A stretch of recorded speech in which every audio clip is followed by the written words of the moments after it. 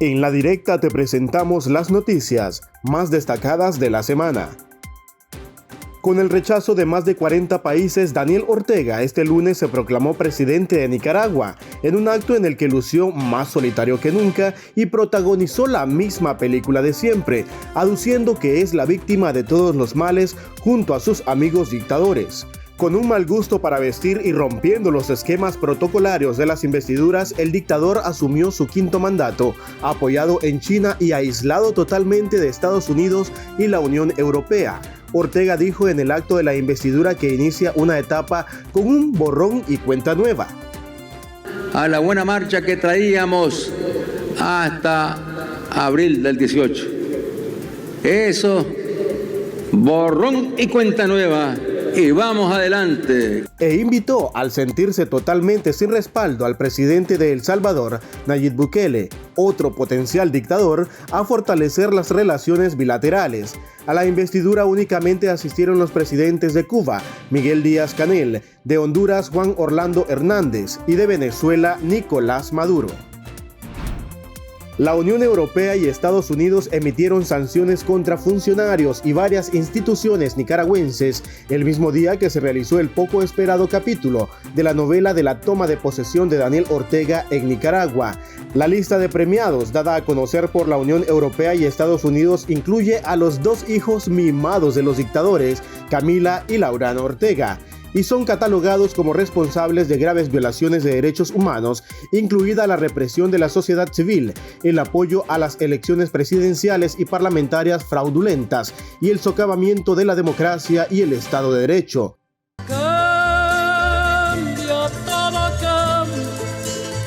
A ellos se le unen a la fiesta de sanciones Brenda Rocha, presidenta del Consejo Supremo Electoral, Cairo Amador, su vicepresidente, Lumberto Campbell, Naima Díaz Flores, directora del Instituto Nicaragüense de Telecomunicaciones y Correos, Luis Ángel Montenegro, el superintendente de la Superintendencia de Bancos y de otras instituciones financieras de Nicaragua, y 3 instituciones más, la Policía Nacional, el Consejo Supremo Electoral y el Instituto Nicaragüense de Telecomunicaciones y Correos, Telcor. En su discurso de toma de posesión, Daniel Ortega abogó a gritos por el levantamiento del bloqueo de Estados Unidos a Cuba, las sanciones a Venezuela y Nicaragua.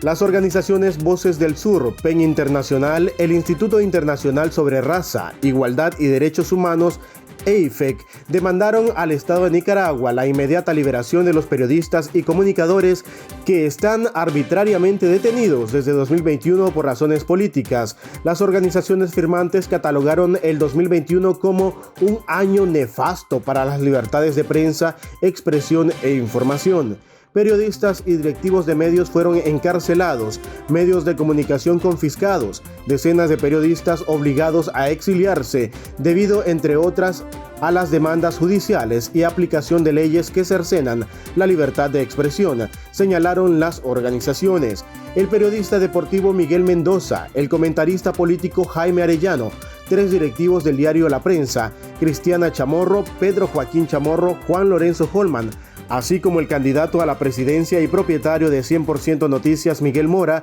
y otros funcionarios de la Fundación Violeta Barrios de Chamorro, Walter Gómez, Marcos Fletes y Pedro Vázquez, siguen arbitrariamente detenidos. Hola a todas y a todos, sean bienvenidos a esta nueva edición de La Directa. Esta tarde vamos a conversar con María Teresa Martínez, quien es usuaria del Sistema de Justicia de Nicaragua y quien nos va a contar su experiencia en la demanda de una pensión alimenticia.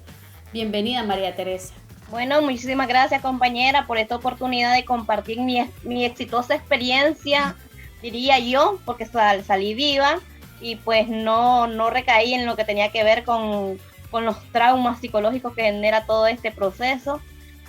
más que todo también desgastante en cuanto a mi salud emocional y física. Sí, exitosa digo yo porque pues después de tantos procesos y tantas cosas que tuvo que darse, para poder tener un medio resultado a medias, como siempre quedan los procesos de lo que tiene que ver con pensión alimenticia, porque la verdad, justicia nunca hay para nuestros hijos ni nuestras hijas, pues lamentablemente las experiencias que he tenido han sido 2, en cuanto a lo que ha sido pensión alimenticia, pero una es con la que yo llegué hasta el juzgado, que es con la de mi hija. Entonces es la experiencia más frustrante porque de ser una persona que empezó a demandar un derecho que por ley le correspondía a mi hija, siendo una menor de edad y pasando varias dificultades, tanto económicas como por mi salud y la salud de mi hija, y algunos procesos también que tuvo que ver con violencia a mi hija. Entonces, al buscar solución por parte del sistema, pues lamentablemente, puedo decir, no tuve ese apoyo, ese acceso, y hasta el sol de hoy sigo esperando la restitución del derecho de mi hija, porque aunque hay una sentencia de orden de captura para que esta persona pague, todavía sigo esperando que se cumpla esa sentencia. ¿En qué año, María Teresa, comenzaste esa demanda? Decís que desde que estaba pequeña tu hija. ¿Cuántos años han pasado desde eso? Pues la primera vez que demandé, mi hija tenía alrededor de 12, 13 años, más o menos. Fue cuando ella ya estaba por salir de su primaria, y pues esta persona se acercó a mí con el son de ayudarme, y prácticamente me terminó robando, porque le terminé dando un dinero para comprar unos útiles escolares, porque según él tenía más acceso a beneficios en lo que tenía que ver en el sector de la policía, porque en eso trabajaba él era policía. Entonces se acercó a mí diciéndome que a ellos les daban beneficios en cuanto a paquetes escolares. Me quitó un dinero para un paquete de los libros de mi hija, que ya iba a comenzar su primer año, y pues lamentablemente me los terminó robando. Y pues debido a esto yo decidí denunciarlo y proceder la primera vez por la demanda. Lamentablemente pues en el primer caso se le llamó y se citó y todo, y pues se presentó, pero no pasó a más. Hasta incluso me hizo abrir una cuenta en el banco, porque a través del pago de él se le iba a descalfar y se le iba a depositar a la niña, pero nunca pasó. Ya cuando mi hija cumplió alrededor de 15, 16 años, ya iba a necesitar más, porque, o sea, ya era la entrada a la universidad, ya un gasto más grande también, y pensando también que era un derecho que ella tenía merecido, porque si en su vida nunca había estado pues ayudando ni nada, pensé de que era necesario también. Y en ese momento yo estaba pasando un momento también, una situación de salud bastante crítica, y busqué pues esa restitución de derecho para mi hija. Y estaba en ese tiempo, acababan de aprobar la ley de la restitución de los derechos para los niños, las niñas, y creyéndome todo eso, entonces procedí a hacer la demanda nuevamente, y lamentablemente pues esto fue en el 2016-17, ya para a final del 2017, pues me llevé casi 2 años en ese proceso, porque él nunca daban con él, nunca lo encontraban, según del juzgado nunca lo encontraban para que él se presentara, y aún dándole señales y todo de cómo era la casa, la familia, con quién se podían abocar. Y él lo que mandaba, él se reía porque, o sea, él trabajaba pues prácticamente para el gobierno, y lo que hacía pues prácticamente eran burlarse de mí y de mi hija, porque las citas sí llegaban, porque él se daba cuenta que le andaban dejando las citas, simplemente no las agarraban, y pues no pasaba más. Pero al fin, al dado de un buen tiempo, pues se logró presentar él, y llegamos al juicio. Pues tuve que contratar una abogada porque yo me estaba desgastando. Yo lamentablemente pues lo poco que conocía de leyes pues no lo podía ejecutar, porque no soy una persona que tiene título de abogada ni nada. Y pues acompañada de una abogada, pues ella logró que sí se presentara él a la cita, y en la cita pues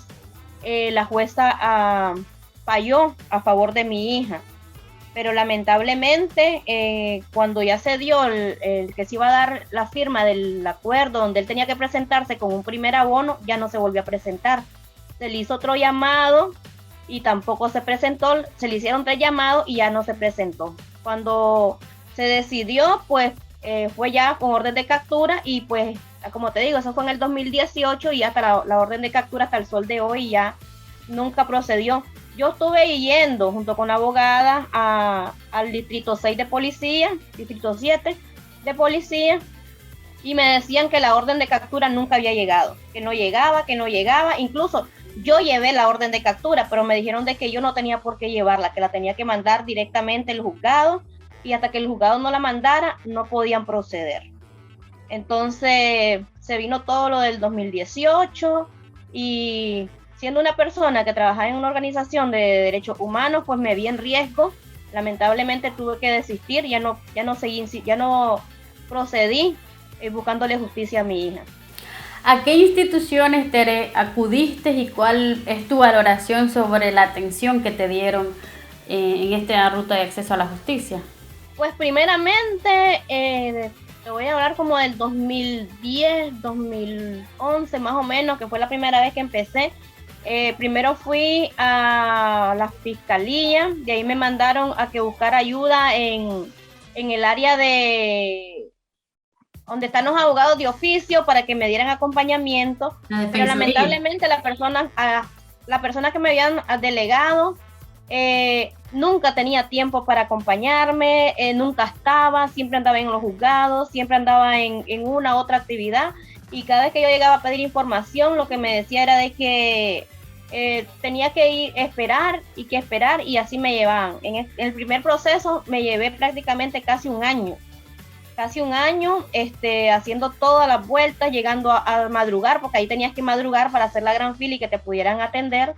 y pues lamentablemente terminé desistiendo. Ya en la segunda ocasión, ya como lo hice a través de abogado, entonces pasamos directamente a juzgado. Se mandó por Ministerio de Familia, y el Ministerio de la Familia se contactó que había un proceso abierto, y pasamos a los juzgados. ¿Y la atención cómo la valoras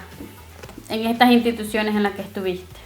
Pues fíjate que lamentablemente es una atención simplemente que deja mucho que desear, porque no sé cómo es que dicen de que le están restituyendo los derechos a tus hijos, cuando la verdad lo que te tratan como que anduvieras mendigando algo, o como que anduvieras pidiendo algo que no, o sea, como que tus hijos no tuvieran los derechos, o como que solo fuera tu carga, y que vos andas buscando algo que en realidad pues no te compete, o no tenés por qué andarlo peleando, o simplemente te tenés que conformar. Es como que estás pidiendo un favor cuando, o sea, pagamos con nuestros impuestos el servicio de todas estas personas,